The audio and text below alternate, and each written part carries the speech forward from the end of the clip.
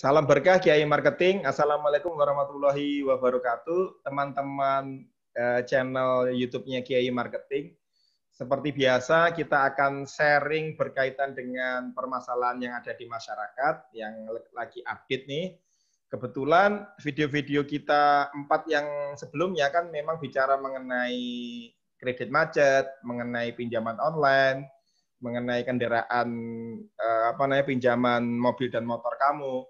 Nah, kali ini saya mengundang ahlinya untuk berkaitan dengan kredit KPR atau kredit kepemilikan rumah. Ya, kebetulan ini teman baik saya, adik kelas saya, sekaligus partner bisnis saya, kadang-kadang sih.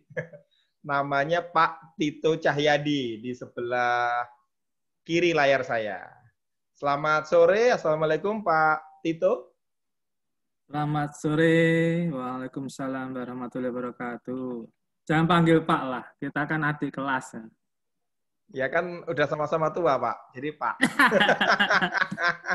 Ya udah panggil Mas Tito aja atau Bro Tito ya.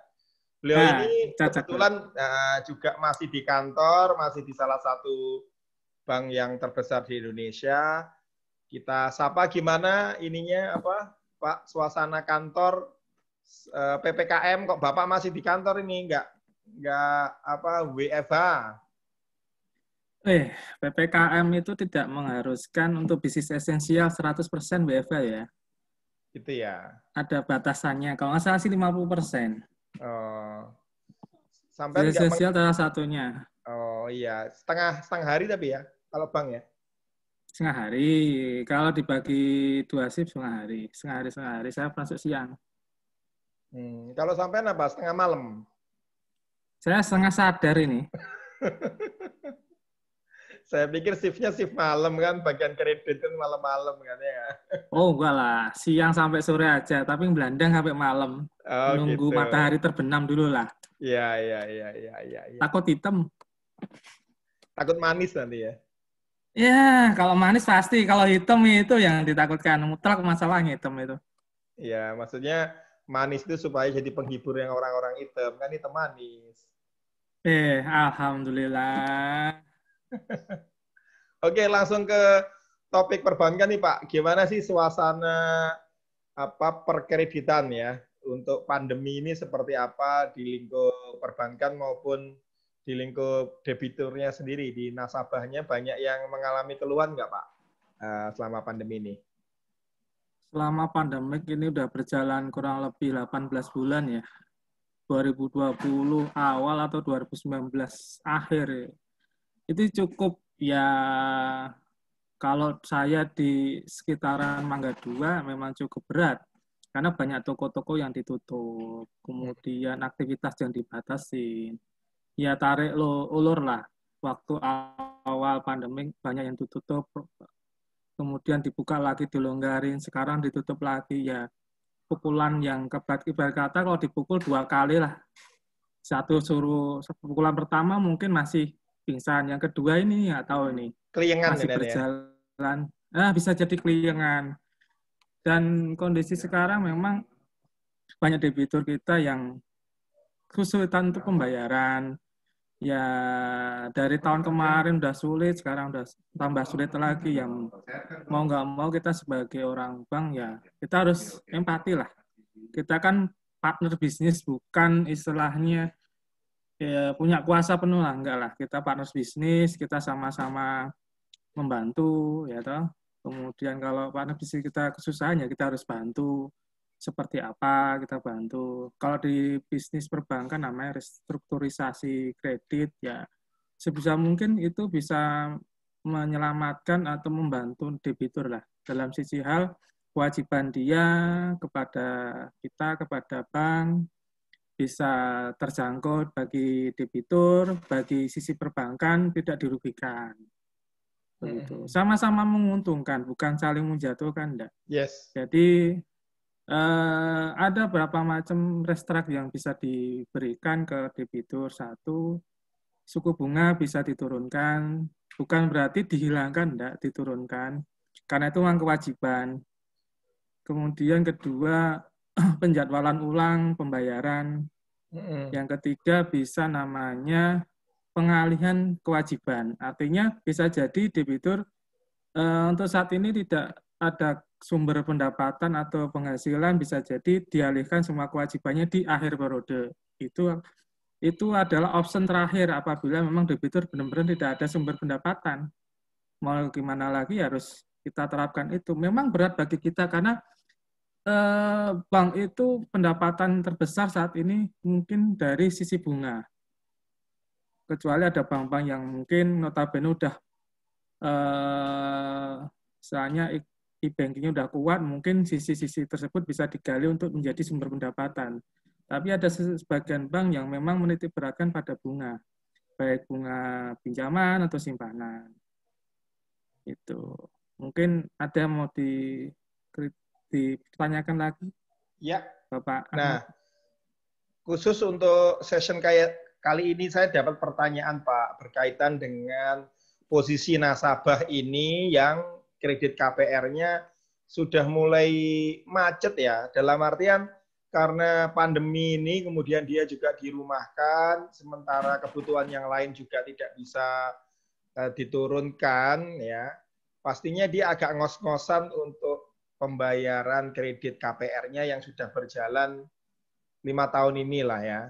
Nah, kira-kira dari Pak Tito sendiri kalau misalkan saya itu sekarang ya sedang mengalami masalah yang serupa dengan kawan saya ini, apa yang harus saya lakukan dari sudut pandang Bapak sebagai banker supaya kita win-win gitu, Pak.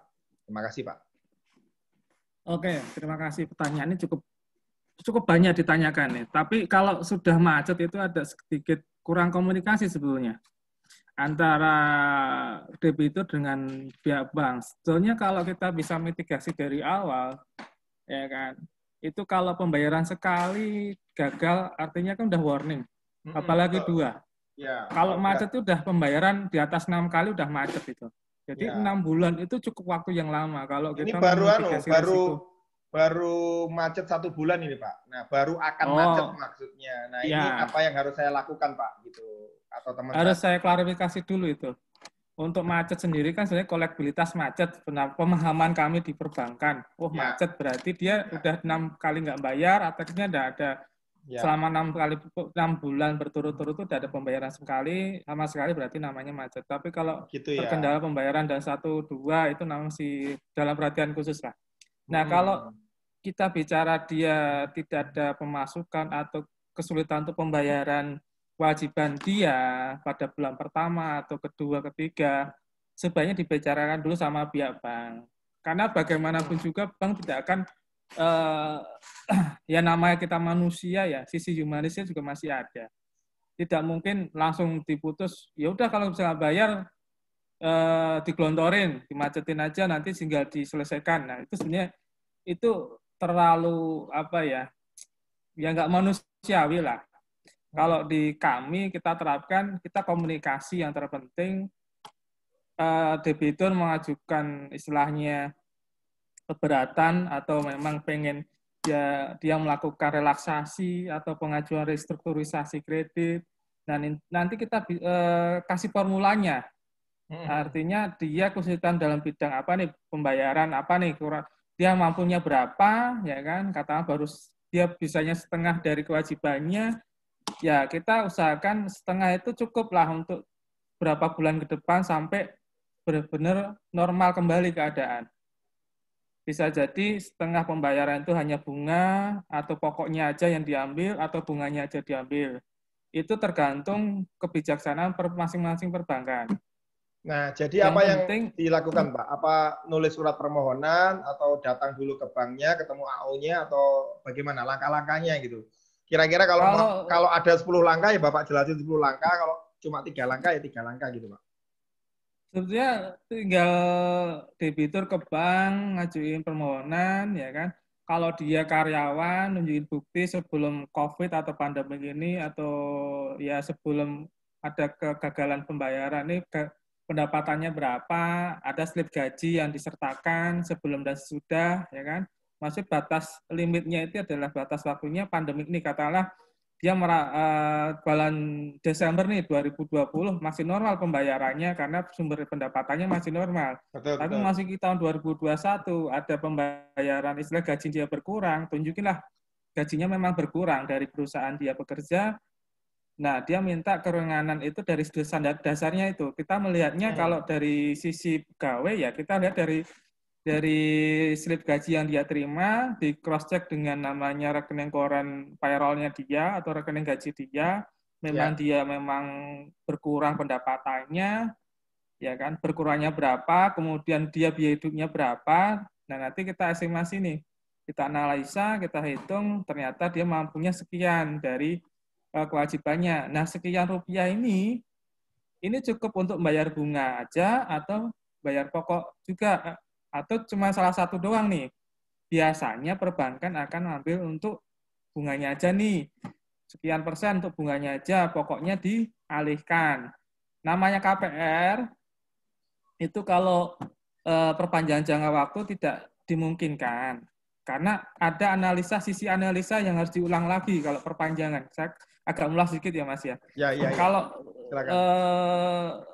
kita clue-nya adalah pengurangan kewajiban, tapi bukan dihilangkan. Pengurangan kewajiban tiap bulan, misal dia hanya mampu bunga, berarti pokoknya nanti dialihkan di akhir periode.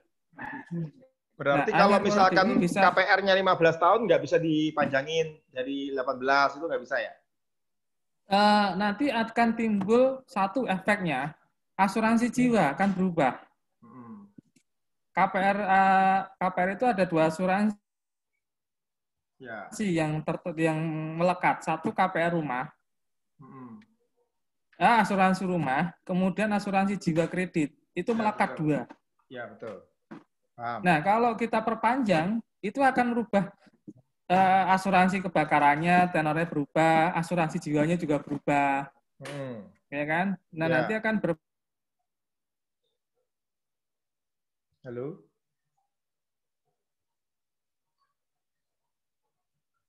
hindarilah, bukan tidak mau enggak, cuman dihindarilah, jangan sampai akad ulang lagi. Kalau ulang lagi nanti ketemunya RPC-nya nggak masuk, repayment kapasitas dia atau kemampuan bayar dia nggak masuk. Karena apa? Pengurangan gaji. Ya kan? Secara perbankan kalau analisa ulang, berarti kan kita analisa juga gajinya berapa, KPR-nya berapa. Nanti kredit ulang lagi Kak Pengen. Nanti malah nggak lolos ya? Bisa jadi nggak lolos, karena secara kolektivitas dia udah DPK. Mana ada bank mau ngasih kredit kepada debitur yang katakanlah gagal bayar, ya kan dia punya pinjam bukan hanya KPR aja, mungkin di kartu kredit, mungkin di tempat lain kan. Bisa jadi dia kolektivitasnya kurang baik. Makanya kenapa kita hindari ini namanya perpanjangan jangka waktu. Ya. Beda kalau kredit komersil, kalau konsumer memang batas waktunya tidak bisa berubah atau menghindari memperpanjang jangka waktu. Karena efeknya panjang dan banyak yang melekat di situ. Oke. Jadi tadi saya ulangin ya buat pemirsa. Yang pertama adalah kita terus terang ya menghubungi banknya dan kita jujur tentang keadaan kita disertai bukti-bukti dari gaji maupun juga mungkin ada surat keterangan lain dari perusahaan kalau pekerja ya. Kemudian nanti akan kemudian dirundingkan oleh pihak bank, akhirnya kita dapat keputusan pengurangannya berapa ya untuk jangka waktu selama pandemi ini. Begitu ya Pak ya? Ya, pengurangan itu bukan berarti dihilangkan ya. Ya, jadi bebannya ditaruh di belakang gitu ya? Iya, kalau banknya istilahnya ikhlas dihilangkan ya nggak apa-apa, tapi selama ini kita nggak pernah namanya menghilangkan, tapi memindahkan. Artinya dibayar di kemudian hari, saat ini dikurangin, tapi dipindahkan ke belakang gitu loh. Ya, paham. Nah, kalau untuk para pengusaha ya yang UMKM atau yang bukan profesional yang tidak punya slip gaji bagaimana, Pak? Kalau itu tinggal kejujurannya aja, income-nya berapa ya kan? Dilihat dari hasilnya, kalau itu agak luas sih ya kita melihatnya. Mungkin kalau dia bagus punya laporan keuangan boleh ya kan, ataupun dari slip-slip kwitansi atau invoice atau pembuktian jual beli dia seberapa, terus sebelumnya berapa, sekarang berapa, nanti di cross check dengan rekening koran dia kalau nggak ada kita lihat nih dari harian aja nih jual belinya agak turun, kita bisa estimasi, kita bisa apa ya, saya perkirakan lah dia pendapatannya berapa, ya kan? Karena ini kan cuman kejujuran aja, debitur jujur pada bank, banyak analisanya enak, ya kan? Secara objektif dengan data-data yang ada, dengan fakta di lapangan yang ada, kita cross check semua. Ya, sobat kalau kita ngasih keringanan itu yang lebih baik. Nah, itu suaranya lebih jernih tuh, Pak. Ya. Nah, kalau misalkan kan apa namanya Mas Tito ini kan udah praktisi di apa namanya di kredit macet ini kan udah lama kan ya. Nah, sudah. Apa namanya yang Anda temui di lapangan, tindakan apa yang biasanya dilakukan masyarakat umum yang salah ketika mereka mulai tidak bisa bayar atau kemudian macet? Ini apa, Pak, yang membuat kemudian bank itu kemudian bersikap tidak empati, kemudian juga menganggap debitur ini tidak kooperatif? Itu apa, Pak, yang kesalahan umum yang dilakukan masyarakat di lapangan, Pak? Kesalahan umum biasanya sih debitur kita datengin kadang-kala suka kabur, ya kan? Seolah-olah kita ya sebenarnya kita intinya sih ngajak komunikasi. Kalau komunikasi tidak terbangun bisa jadi dia kabur, dia nggak pernah di rumah, kita sampai nggak tahu di mana dia sekarang berada, ya kan? Nah itu yang terjadi saat ini, komunikasi nggak terbangun. Jadi kalau memang dia katakanlah kita kasih surat peringatan nih 1, 2, 3 nggak pernah hadir, kita datang ke rumahnya, datang ke tempat usahanya, dia nggak pernah ada, ya itu kan wujud dia tidak bertanggung jawab. Ya dah. Kalau kita udah ngasih apa? Atau SP1 atau itu merupakan respon orang yang otomatis ketika merasa dirinya bersalah, tidak bisa bayar kepada bank, kepada Anda, terus Anda datengin, kan dia takut kan gitu kan. Mungkin respon kemanusiaannya seperti itu. Apakah demikian? Ya sebetulnya nggak juga ya. Saya juga berapa kali debitur itu saya datengin, dia nggak bisa bayar, ya dia memang kalau pertama takut sih nggak, sebetulnya mungkin rasa bersalah nggak bisa memenuhi kewajibannya, cuman ya, berarti dia tidak bisa dong meninggalkan tanggung jawabnya gitu loh. Temui aja nggak apa-apa. Kita orang bank bukan menakutkan, kita bukan seorang yang ya yang buat kata ya bersikap keras juga enggak, karena kita SOP-nya juga nggak bisa kita istilahnya melakukan kekerasan juga kita dilindungi. Nah, sorry. Yang penting temuin aja, nggak apa-apa, kita komunikasi baik-baik, ya kan? Karena kita itu bekerja bukan tanpa menghilangkan sisi humanis kita juga enggak. Kita tetap gimana kita membangun komunikasi lah. Bukan berarti harus saat ini harus dibayar juga enggak. Kemampuannya kapan, berapa, itu aja yang penting kita bicarakan. Terakhir Pak, nanti lanjut ke video berikutnya nih, tentang lelang ya. Kapan sih sebenarnya, atau dalam kondisi apa kemudian perbankan memutuskan, oh ya udah ini KPR-nya orang ini dilelang aja gitu. Itu penilaiannya atas dasar apa Pak? Jadi gini, lelang itu akan kita jalankan prosedurnya panjang, bukan 1-2 bulan, enggak.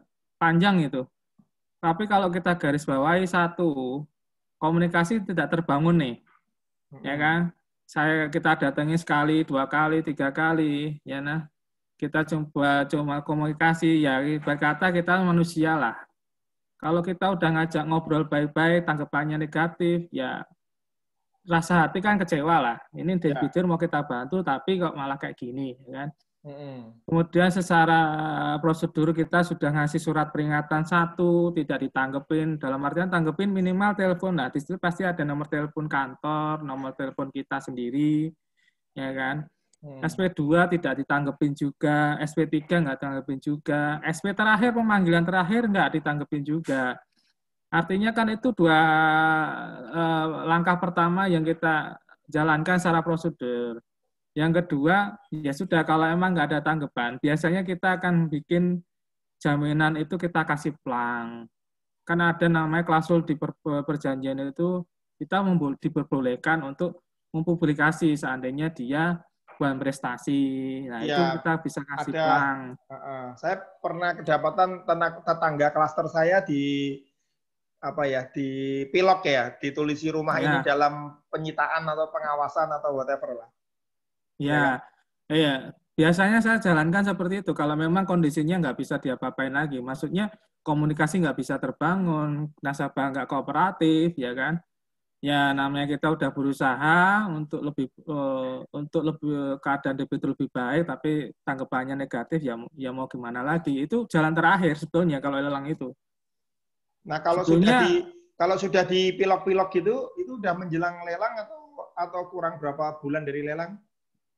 Itu sebetulnya kebijakan masing-masing perbankan. Bisa jadi kurang 2 kali nggak bayar, bisa jadi langsung diplang.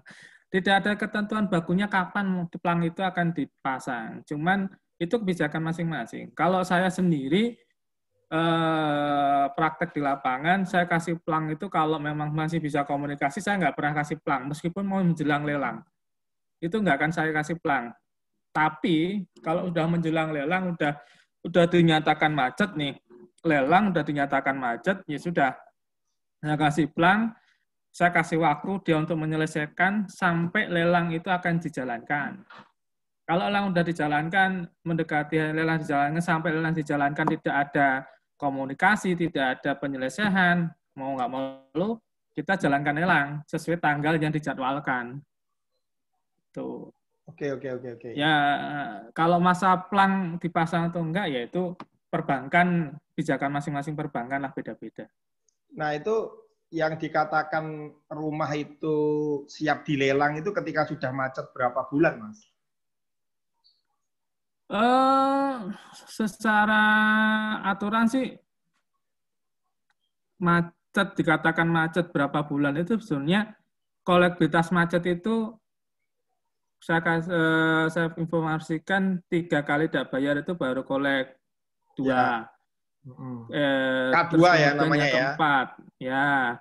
K3 itu kalau 4 kali. K3 4 kali. K4 5, K5 macet berarti 6. 6 bulan tidak bayar berarti udah macet. Nah, mau dilelang kapan itu sebetulnya mohon maaf nih, sebetulnya harusnya itu setelah macet, harusnya ya. Tapi kan kebijakan dari masing-masing bank berbeda-beda. Ya kan? Aturan bakunya seperti apa? Ya itu dapur masing-masing. Ya. Kalau justifikasi kita juga nggak bisa nih kolek 5 tuh nggak bayar sama sekali selama 6 bulan langsung kita lelang, nggak bisa. Karena waktu pelelang itu kita butuh proses namanya pengajuan, namanya penilaian, pilihan jaminan, kita ajukan. Nih kita melibatkan KPKNL sebagai lembaga negara untuk jual beli lelang. Ya, itu proses, panjang prosesnya, bisa 2-3 bulan. Nah, sebetulnya kolek berapa, ya itu tergantung mau cepat atau enggak. Kalau mau cepat balik modal, ya kira-kira debitur enggak ada pembayaran berapa kali dan kedepannya tidak mampu membayar, ya boleh-boleh aja mau dilelang kapanpun. Ya. Selama dia pasti tidak akan ada pembayaran. Artinya pasti tidak ada pembayaran itu. Kalau dari pengalaman di lapangan, saya ngelihatnya tetangga saya itu mungkin setelah lebih dari 1 tahun tidak bayar baru dilelang sepertinya ya. Ya, bisa jadi seperti itu. Tinggal speednya mau cepat atau enggak. Kalau pengen balik modal cepat, istilahnya pengembalian namanya tunggakan misalnya pinjaman itu kembali cepat, ya cepatlah dilelang. Dalam artian ini 3 bulan, 6 bulan ke depan dia kewajibannya kira-kira tidak ada kewajiban yang masuk dari debitur, ya bank boleh aja melelang cepat. Bisa jadi pas saat 2 kali pembayaran atau 3 kali pembayaran, dia mau melakukan lelang, pengajuan lelang, ya nanti bulan ke-6 lah dia jatuh untuk dapat jadwal lelang nih. Nah, pada saat bersamaan bisa jadi kolektibilitasnya macet. Ya. Nah, macet itu istilahnya udah bisa kita lelang di hari H itu. Katakanlah macetnya dia tanggal 5, kita lelang tanggal 6 boleh-boleh aja. Kenapa? Saat lelang kolektibilitas debitur macet. Nah, itu harusnya seperti itu. Tapi balik lagi melihatnya sisi macet. Tapi semuanya bisa fleksibel di lapangan ya, tergantung dari pendekatan perbankannya sendiri, dari AO-nya atau dari kepala cabangnya gitu ya. Iya, ya sisi ya perbankan lah gitu kan. Di bank kan SOP-nya jalan ya. Pinca, MP, AO itu kan jalan semua. Ya. Ya, tergantung kebijakan masing-masing. Ya. Oke, mungkin untuk topiknya menjelang macet mungkin sudah cukup panjang yang diceritakan. Semoga teman-teman dapat poinnya. Yang jelas adalah teman-teman kalau ada kriteria macet, kalau bisa jangan kabur-kaburan, ya nggak Pak? Dan harus kooperatif, ya. Kooperatif, jangan takut dengan bank, ya. Justru bank ini partner bisnis kita. Demikian. Partner bisnis apa? Ya, apa saya menakutkan? Enggak kan? Iya, saya sih agak takut sih. Oke. Demikian untuk session kredit menjelang macet. Nantikan video yang kedua tentang lelang properti Anda. Terima kasih. Wassalamualaikum warahmatullahi wabarakatuh. Salam berkah. Waalaikumsalam warahmatullahi wabarakatuh.